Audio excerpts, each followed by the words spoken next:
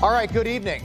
Welcome into Finnerty. 19 days now from Election Day. Last night, Kamala sat down for the first real interview of her entire career. Not of this campaign, but of her entire political career, from DA to Attorney General to Senator to Vice President.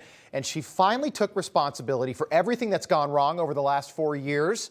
Although in typical Kamala fashion, when she said it, she didn't really realize what she was saying. Take a listen. Well, you know what? You got to take responsible for what happened in your administration. Okay, did you catch it there? It was brief. Kamala said, this is a quote, "Well, you know what? You got to take responsibility for everything that happened in your administration." Finally, Kamala, an honest answer. Thank you.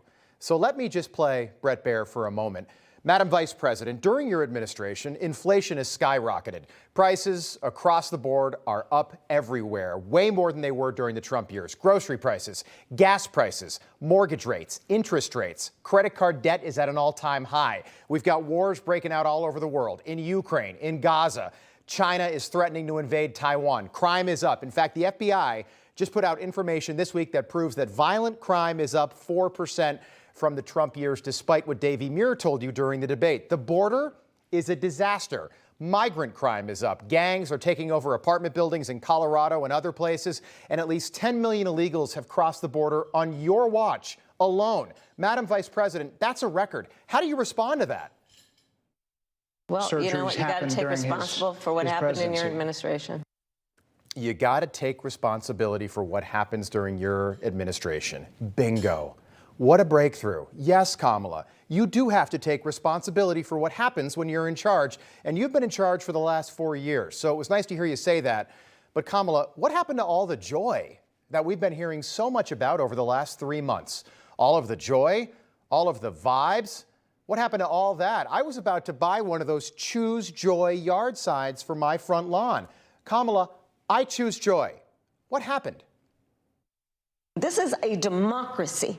And in a democracy, the President of the United States, in the United States of America, should be willing to be able to handle criticism without saying he'd lock people up for doing it. There were no concerns raised? Brett, Joe Biden is not on the ballot.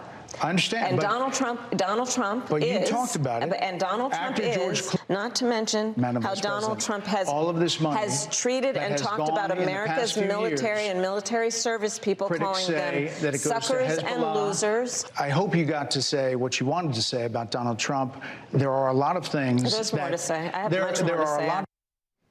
Not a lot of joy there from the vice president. Another problem for Kamala today, she's going to have to figure out a way to wiggle out of that Joe Rogan podcast interview, because on the same day that we heard that Kamala was going to do a Fox interview, we also heard that Kamala's people were talking to Rogan's people.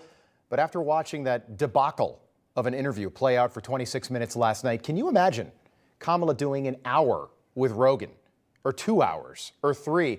I've listened to podcasts that he's done that have lasted more than 4 hours. There is no way Kamala could sit there and deflect questions for that long. Heck, I'm not even saying Rogan's that good. He is very good. But Forrest Gump could ask the questions in a format like that. And eventually Kamala would have to answer the question, or she would just start running. So the Kamala campaign is going to have to turn that one down, which is going to be very embarrassing, but also very typical. Donald Trump is having a very good week, and it's Thursday. We've got another couple days to go. Beacon Research, nobody talks about Beacon Research unless you're a Democrat. They're a Democrat-leaning poll group. They have Donald Trump up by 2 points over Kamala today. And Polymarket, we talked about this last night, the site where people bet real money on who's going to win elections. They've now got Trump at 61% and Kamala's at 38%. That's where Joe was in July before they kicked him out of the Oval Office. And I think it's pretty clear. People are now catching on. We live in a country where the most prominent Kennedy alive just endorsed Donald Trump, and Dick Cheney just endorsed Kamala Harris. We now live in a country in the midst of what I think is probably the most profound political realignment of the last century. Working class Americans are now the constituency of the Republican Party. The difference between now and 2016 and 2020, the American people know Donald Trump completely, and it's not just Republicans.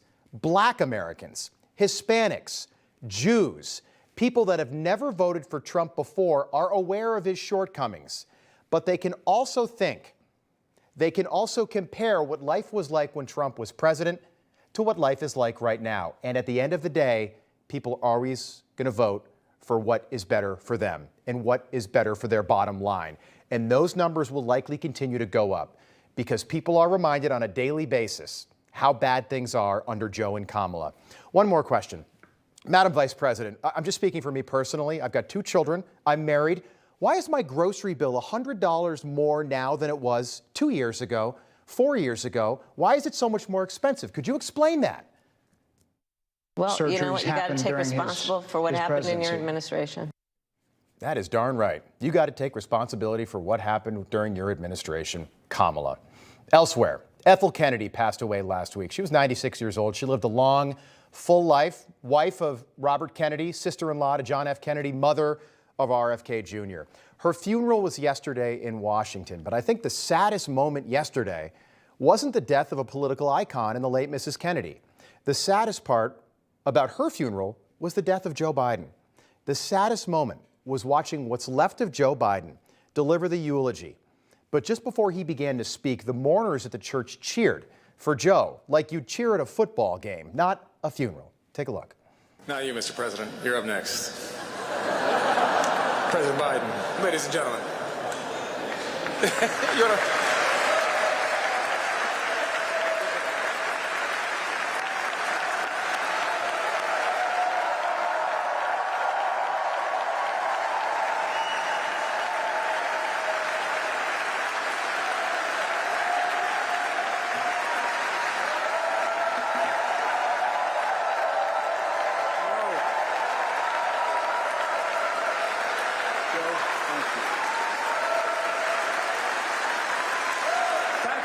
Thank you. I'm sure you're clapping because I'm the last speaker. Well, that was worth that partial comment, the concert. You know what he said on the way out? Can I tell him, pal? He said, if I get a Grammy, I'm going to give it to you. The only guy in this whole darn church that can't sing a note. My dad used to have a band and sing. He said, Joe, I don't know where the hell you came from. You can't carry a tune. You can't sing. You can't dance. I don't know where you came from, but I love you anyway. Joey, I don't know where the hell you came from. We'll get to that in a moment. But that round of applause was meant to mark the end of what's been a Greek tragedy in American politics, to mark the end of not only Joe Biden politically, but an end to the last 4 years. From a room that once professed their loyalty and love to Joe Biden to a room that was all too happy to kick him to the curb back in July. And Joe, on cue, as you just heard, ever the good Catholic, began his eulogy at a funeral by cursing in the church and saying, I don't know where the hell you came from, in front of a priest, in classic Biden fashion. Joe Biden, right until the end.